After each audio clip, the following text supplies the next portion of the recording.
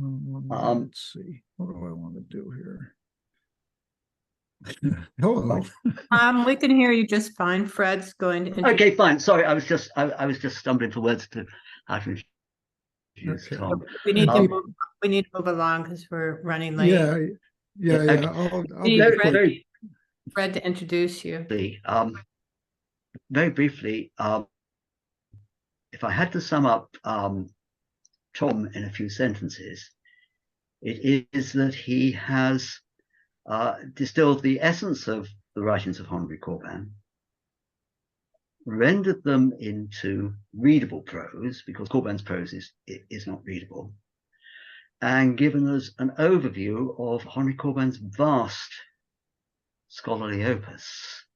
And I owe a particular debt to Tom because I had to write about Henri Corbin in my book, and I just do not have that perspective. What came to my rescue, and I'm just going to show this book briefly, is Tom's book, All the World's an Icon, Henri Corbin and the Angelic Function of Beings. And I would recommend the book very strongly to anyone who finds themselves in the same position of me as trying to get their head around Henri Corbin. I will hand you over to Tom. I know that he is going to talk about the relation between Jung and Corbin and the problematic aspect of that relationship. And later on, when I'm talking at 9 o'clock, I will also be going into problematics, but that's for later. Tom, over to you. Thank you very much. I'm delighted to be here. And I haven't seen Samir in a really long time. And hi, Samir. It was really good to hear you. And I'd forgotten how overwhelming he can be because Samir knows things. And so my mind is just swirling with stuff, and I'm going to have to try really hard to get myself back to what I was going to talk about. But in actual fact, one of the many things that occurred to me was that listening to Samir talk about the Quran is a super good preface for anybody who wants to understand Corbin. And I thank him immensely for that really rather compressed account of the Muslim approach to that revelation. And if you had the opportunity in your own spirit to just get inside what Samir was trying to put across, that's part of the problematic, I think, between Corbin and Jung. Anything I'm about to say, take with a little bit of a grain of salt here. So one of the problematics for me all these years has been being on the outside looking in a way. So I was raised a secular white American male, very secular, very scientific, and until I encountered, what one encounters eventually if you're super lucky.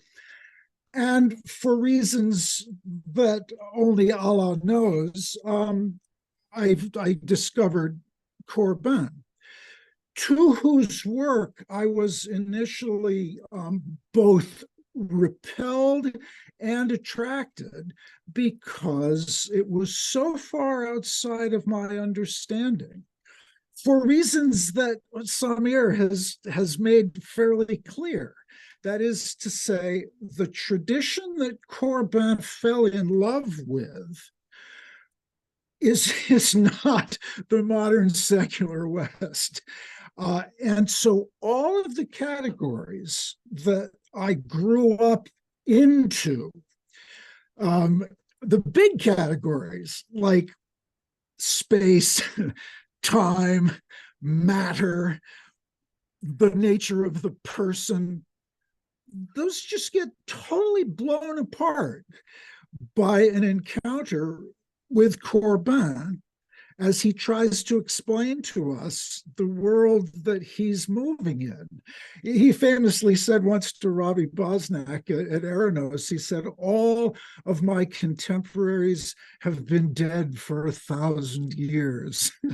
And clearly that's not true, because we have Samir and we have others in the modern world who still understand the Quran in that way.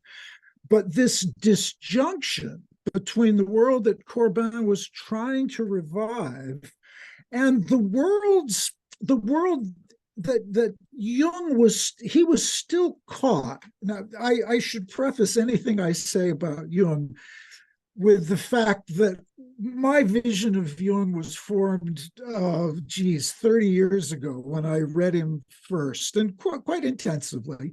And I haven't kept up with Jungian scholarship, and I don't know what Shamdasani's been up to. And so I have a fairly schematic vision of Jung, which we can argue about. But my take on him has long been that he was caught between a modern Western scientific approach to reality and what he discovered when he was producing the Red Book. And I used to think, and I guess I still do, that he could never quite escape his desire to be taken seriously by modern scientific academics. And that's a problem if you're trying to negotiate these two different worlds. And one of the things that's been so interesting to me about trying to understand Corbin all these years is that interplay between the two parts of Jung and Corbin and what he's trying to represent for us. Because Jung wanted to be a scientist. Sometimes. Other times he wanted to be a prophet or a mystic or some combination of the two. And those don't fit together really well. Corbin doesn't have that problem. He's a mystical theologian, period. End of story. For those who don't know about Corbin, I will just briefly say that he's mostly known as a scholar of Islamic mysticism, but above and beyond that, or maybe better, in addition to that, he never converted to Islam. And his overarching goal was to show the harmonies of the religions of the peoples of the book, among whom he included the Zoroastrians for all sorts of fascinating reasons. And so Corbin is a theologian, a philosopher, and a mystic who's trying to show that Zoroastrianism and Judaism and Christianity and Islam all hang together. But he's also not a modern secularist. His vision of Christianity is, and we could argue about this, but it's not unfair to say, pretty medieval. Because like many people, many of those he gets associated falsely with, that is the traditionalists, he was pretty skeptical about modern culture. And the reason he was skeptical is because he thought we'd lost contact with the imagination. And so as part of his grand vision for the unification of all these religions, was that he thought that in order to do that, we had to put imagination pretty much central to everything. So imagination is not a human faculty. It's a cosmological reality in which we participate. And this overlaps with Jung. And that's one of the places where Jung can be a little ambiguous, because I'm not sure he knew how to handle this. I don't know how to handle it. That is, the conflict between the desire to be a rational modern person with a knowledge that, gosh, the sorts of sciences that, for instance, Wolfgang Pauli was a master of, gosh, they seem awfully true, But at the same time, oh my God, you've got the Red Book. So what do you do about the imagination? Corbin doesn't have that problem because he's not a scientist. He has no interest in being a scientist. And so it's easy for Corbin to say dismissively, well, about physics, well, it's important to realize that there is no pure physics. There's only the physics of a particular spiritual organization. That's a little tricky. But it's easy for Corbin because he doesn't know lots of physics, so it's easy for him to say that.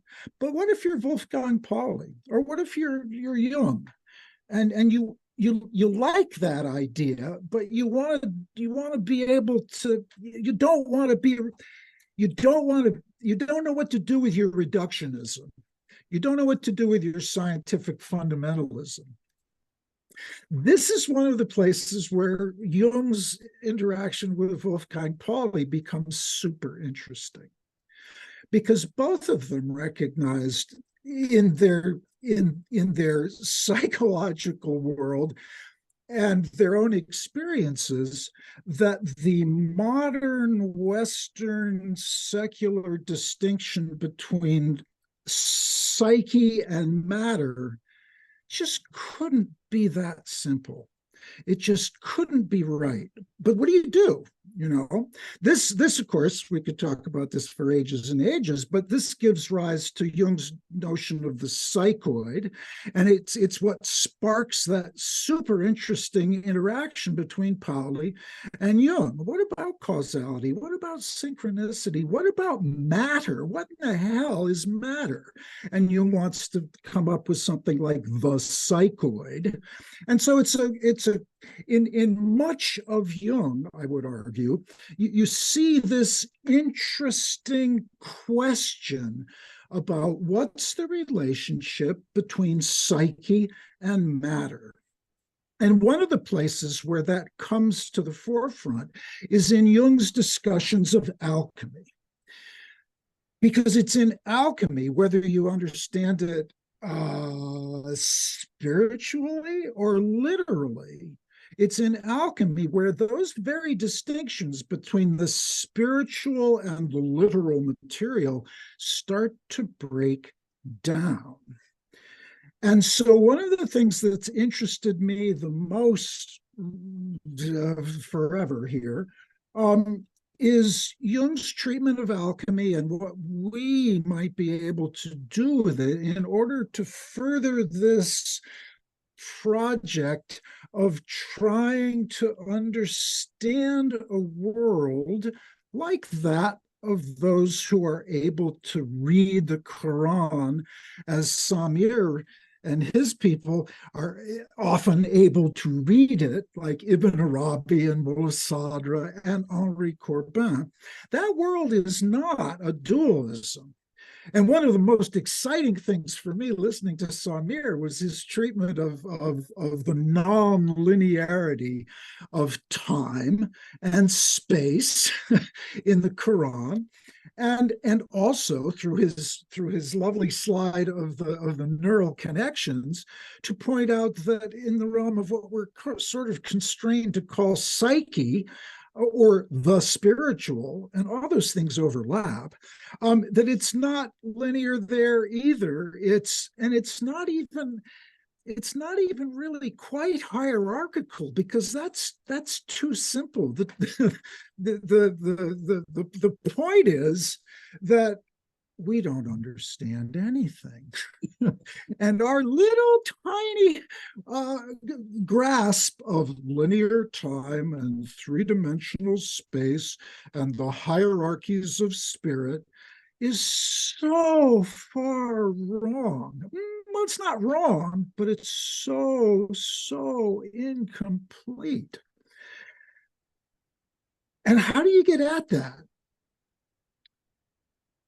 One of the ways to get at that is to work in ways that are analogous to what the alchemists were trying to do. And as everyone who's read Jung on alchemy or any of the alchemists, you immediately recognize these people are crazy. That it's impossible to get a. You can try to get a mental picture of what's going on, but what you discover is that any given category melds within every other one, and that any network like Edinger's networks that you establish, well, you could also see it shifting and moving some other way, and all the parts are in motion. And therefore, when you read an alchemical text, you're reading it as Samir says, the Quran should be read. That is, it's imaginative and proprioceptive and sensuous and sonorous, and as Corbin would love to say, musical and synesthetic, in fact, you know. So what is so my question as an outsider, as a secularist, as a scientist, as a clear thinking rationalist, how would you make an entry into Corbin's world? God, you know, I totally forgot to set my timer, so someone can let me know when I've got 5 minutes left. Okay, I was all set to set my timer, and then I got excited. So how might you work your way into being the sort of person who would have, as Corbin would say, the mode of being appropriate for this kind of experience? There's lots of options. You could be a poet, you could be an artist, you could be quite explicitly an alchemist, and I'm suggesting that musicians and poets and artists are all alchemists because they're giving preference to the imagination, which is ununderstandable and fluid. And so Jung, just to try to put some shape to this, you know, Jung had his famous moments of, I don't know, you could call it psychosis, I suppose, which resulted in the Red Book. And he said, wow, you know, what do I do with this? This is real. It's true. It's life-changing. And I'd like to explain it to other people without them thinking I'm totally out of my mind. But at the moment, it's just me, you know. And I was just checking Simon Cox's book on the subtle body. I think it was about 1927 that Wilhelm brought Jung his peculiarly translated copy of The Secret of the Golden Flower, which is a sort of Taoist alchemical text. And when Jung read it, he said, oh my God, I'm not alone. Holy crow, look at this. Here's some crazy people who've had experiences that really seem a little bit like mine. Wow. Okay. And that sort of began, and maybe the history here is a little wrong, but that sort of began Jung's fascination with alchemy, because he said, it's not just me. There's something universal here. And so in my study of alchemy, I can recognize my own experiences. Okay. And so for Jung, those early alchemical experiences that he had while he was producing the Red Book, those same issues of the nature of the relationship between psyche and matter, they come up, they stay with him forever, but they come up again very explicitly in his work with Wolfgang Pauli, who brings some chops, you know, and he brings quantum mechanics, and he brings some real familiarity with the puzzles and mysteries of contemporary physics. And that's what makes their collaboration many years later so interesting. It's a long long continuation of Jung's development in terms of what you could kind of put it in a big category of subtle bodies. Because if there is such a thing as a subtle body, that means that there must be a cosmology which is not dualistic. Well, that doesn't just take it, that's not strictly speaking true, but it suggests strongly that there's a cosmology at work here which is not dualistic, that maybe bodies aren't literally solid and dense only, because they surely are that. They're solid and dense, and you can hit people's stones and they die. But then maybe there's other ways of thinking about bodies which are not so apparently obviously incompatible with what we call psyche. This is the kind of peculiar, ambiguous experience that Jung's struggling with, I think, all his life. And one of the reasons that he was excited to meet Henri Corbin was because Corbin was a wonderful spokesperson for the kind of non-dualistic cosmology that Jung really required in order to make sense of his own experiences. And not surprisingly, for Corbin, alchemy is extraordinarily important. And he quotes one of the imams of the Shiites who said that alchemy is the sister of prophecy, and thereby bringing these things together. And just to keep with the theme of Jung and Islam, I would recommend to anyone who's interested in thinking through with Jung this puzzle about the nature of the psychoid, that is, the nature of the relationship of psyche to matter. You could read Henri Corbin's book, The Man of Light in Iranian Sufism, because that's Fred's commentary notwithstanding, that's a relatively easy book to read by Corbin. And also his book on Ibn Arabi, I think, is relatively easy to read. He gets worse than that, but both of those books are accessible. You just have to know something about everything. Both of those books are fairly accessible. And in his book on The Man of Light, he talks he bridges the gap, and this is out of sequence, but you'll see we've got Jung doing his red book, and then discovering the Taoist alchemical tradition via Wilhelm. Well, in Corbin's Man of Light, he puts Semnani's alchemical subtle body theories in focus, and that sort of bridges the gap between Jung's Western alchemical traditions and the Far Eastern alchemical traditions by bringing in Semnani, the 14th century Sufi from Semnan in modern Iran, who had a theory of what are the chakras, except he didn't call them chakras, he called them the 7 prophets of your being.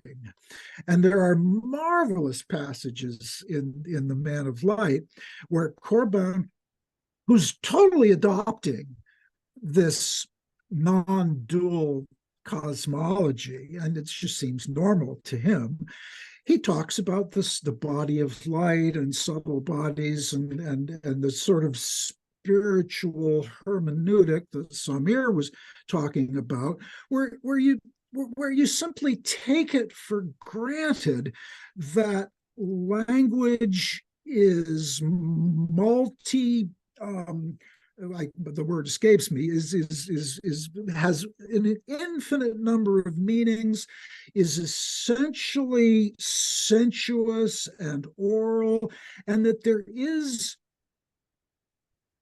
via the organ of the imagination, which is the heart, in working with your body imaginatively, you can prove to yourself that matter and mind are not distinct. I'm not articulating this, but I think you'll understand what I'm trying to get at here. 4 minutes, please. 4 minutes. You got it. In my own experience, if you want to bridge the gap between, say, your training as a physicist and your life as a lover, okay, a lover of anything. Well, so in the world of Cartesian dualism, well, abstract mathematics, it has nothing to do with your life as a lover. But in the world of subtle bodies, those things are they're just on a continuum, and so my practical argument is, if you want to move into the world that Samir was sketching for us, the world of that kind of understanding, the best ways to do that for a secular Westerner include music and the arts and any sort of physical activity which uses the imagination to as Corbin says, make the spiritual bodily and the body spiritual, and to show in your own behavior the continuities between and among every kind of being.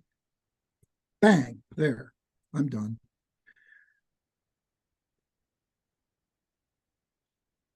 There's more. All right. Thank you, Tom. And so we'll go into the Q&A now. Wonderful presentation. Yes. And Daniela. Yes, thank you, Tom. Beautiful. Hello. I just very briefly would like to say that what I tried to do on Friday morning was precisely to point out that what Jung puts at the center of his work is the connection, reestablishing the connection with soul as the feminine. And so she, Psyche, is the bridge between matter and spirit. So the trick here is to recognize that the spirit, and the Red Book begins with the spirit of the depths and the spirit of the times, and the search for soul. So soul is the link, she is the imaginal, and as I said that morning, which I would like to recall here, is really that soul understood in this way is the principle of alchemy. I showed how alchemy is rooted in the Egyptian tradition of Hathor and of the feminine arts. So it really brings all this together, I think, beautifully. It resonates with what you said, because she, as Mundus Imaginalis and alchemy, is the one who spiritualizes the bodies and embodies the spiritual. So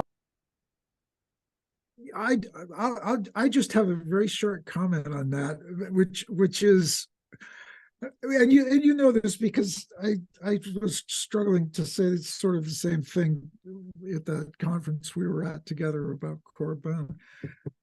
I mean, I hesitate to say this, but I'm beginning to wonder what men are for. I'm stuck in a place right now where everything important is the feminine. And, I assume that I'll come out on the other side at some point and recognize the virtues of the masculine figurations. But in Corbin and in Jung to a certain extent, in Corbin, it's all about the fundamental necessity of the feminine. And I'm, at the same time that I say that, I'm also worried about the language there, because let me just make this as a comment, then we can think about it. But we've got this matter spirit dualism, and we have a feminine masculine dualism, and there's something wrong with both of them.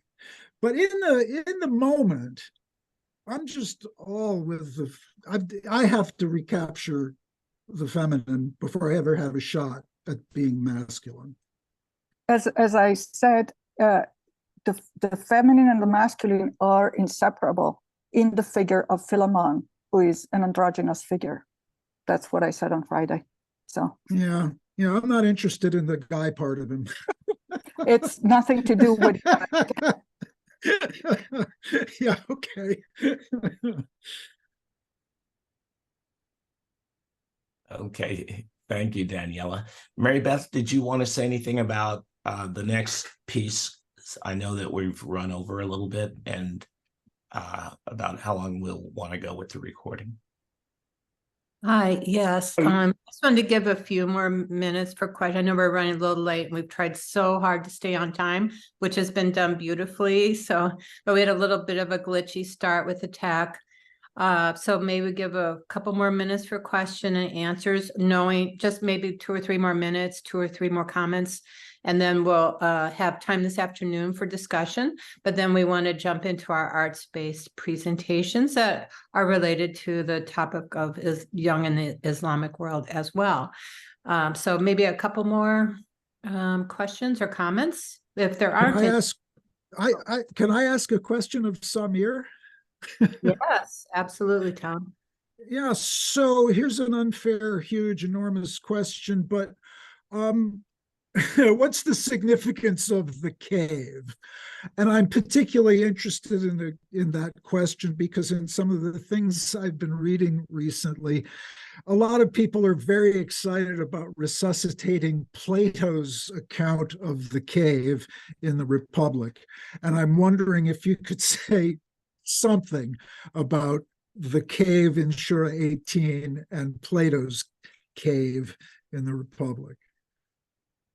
Okay, I would need to reflect on that. Am I able to answer that in the next session? Because I need to really reflect on it on the spot. That's one of the differences between Samir and me. He thinks about things before he responds, and I don't. Yes, you can do that. Okay. But it's a very, very important and very, very deep question indeed. Yeah. Okay. Thank you. Thank you, Samir. Thank you, Tom. So if there is no further discussion, I will end the recording. And as we prepare to go into our next lecture, thank you very much. Mm-hmm.